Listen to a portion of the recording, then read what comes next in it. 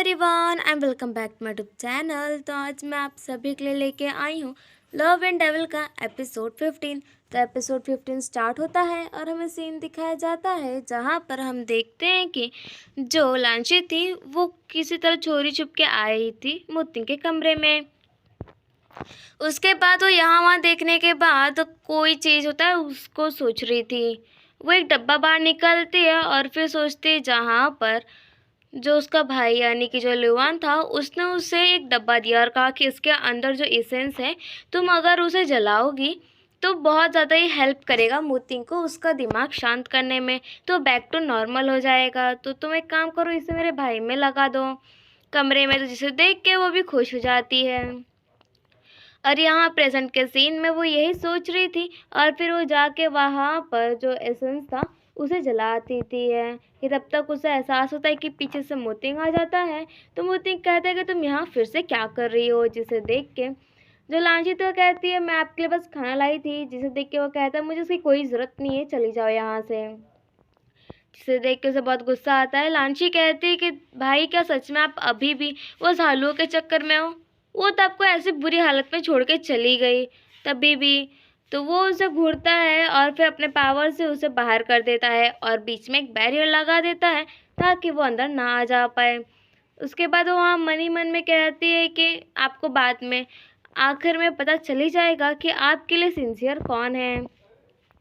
और फिर यहाँ पर हम देखते हैं कि झालुओं उसे सपना आता है जहाँ पर वो देखती है कि जो उसके मास्टर थे वो कहते हैं कि तुम बताओ तुम्हें किसे चूज़ करना है। तुम्हारे सामने तुम्हारा गुनहगार जिसने तुम्हारे फैमिली को मारा, तुम्हारे भाई को मारा, तुम्हारे पूरे सेक्ट को मारा, तुम उसे छोड़ रही हो?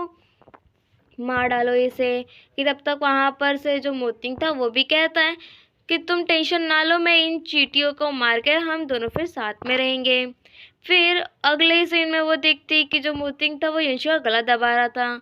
युंशी उसे कहता है झालुओं को कि प्लीज़ मुझे बचा लो, बट यहाँ पर झालू कुछ नहीं कर पाती। और यही सब देख देख के उसकी नींद खुल जाती है। फिर बहुत ज़्यादा शौक हो तैयार कहती कि मेरे को आखिर ऐसे सपने क्यों आ रहे हैं।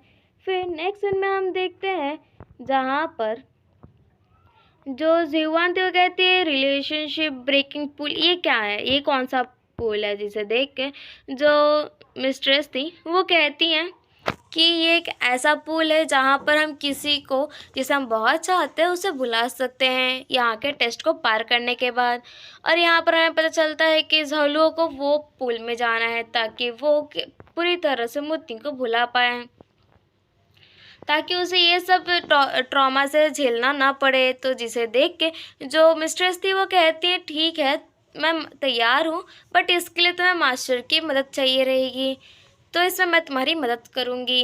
फिर अगले ही सीन में हम देखते हैं जहाँ पर जो मास्टर मिस्ट्रेस और झालुओं थे तो मास्टर्स उसे थैंक यू बोलते हैं कि उसने फिर से युंशी की जान बचा ली। जिसे देख के वो कहती है कि पता है मुझे पता नहीं क्यों आपको देख के ऐसा फील होता है जैसे मेरे लॉन्ग लास्टेड जो फादर, जो पहले मेरे अडॉप्टेड फादर थे, उनकी याद आती है। तो कहते सच में लगता है बहुत अच्छा कोइंसिडेंस है। तो फिर वो कहती है बस ये बात है कि बहुत एक लड़ाई में उनकी जान चली गई, तब से मैं उन्हें बहुत ही ज़्यादा मिस करती हूँ और मैं अब अकेली रह गई। जिसे देख के वो कहते हैं कि लगता है कि आप और मैं हम दोनों सच में किस्मत से मिले हैं।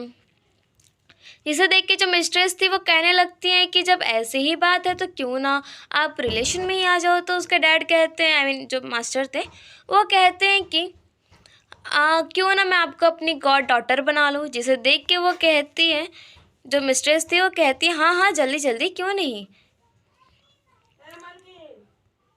और यहाँ पर झालू फिर से खुश हो जाती है बिकॉज उसे फिर से उसके जो डैड थे अडॉप्टेड फादर यानी कि जो मास्टर वो मिल गए थे। उसके बाद वो कहती है जो मिस्ट्रेस की तुम्हें पता है तुम्हारे जो डैड है आज बहुत ही ज़्यादा अच्छे मूड में है, तो तुम इनसे जो विश मांगोगी वो पूरा कर देंगे, है कि नहीं। तो वो कहते हैं हाँ ठीक है बिल्कुल जैसा तुम कहो।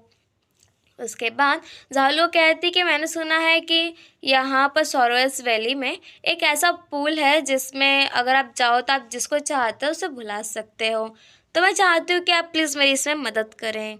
जिसे देख के वो शौक हो जाते हैं और फिर कहते हैं अच्छा ठीक है। फिर अगले ही सीन में हम देखते हैं जहाँ पर झालू होती वो उस पूल में चली जाती है और वो अपनी सारी बात याद करती है जहाँ पर मास्टर ने उसे बताया था कि एक बार ये हेविली थंडर जो फॉर्मेशन है अगर एक बार ये चालू हो गई ये पूल में तो इसकी वजह से इसे वापस बाद में नहीं रोका जा सकता। और इसमें ऐसा होता है कि 3 दिन लगातार बहुत भारी बर्फ़बारी होती है और तब तक उसमें से जो लाइटनिंग अटैक्स होंगे स्ट्राइक्स होंगे उसे भी उस इंसान को झेलना पड़ेगा और अगर वो नहीं झेल पाया तो वहीं मर जाएगा।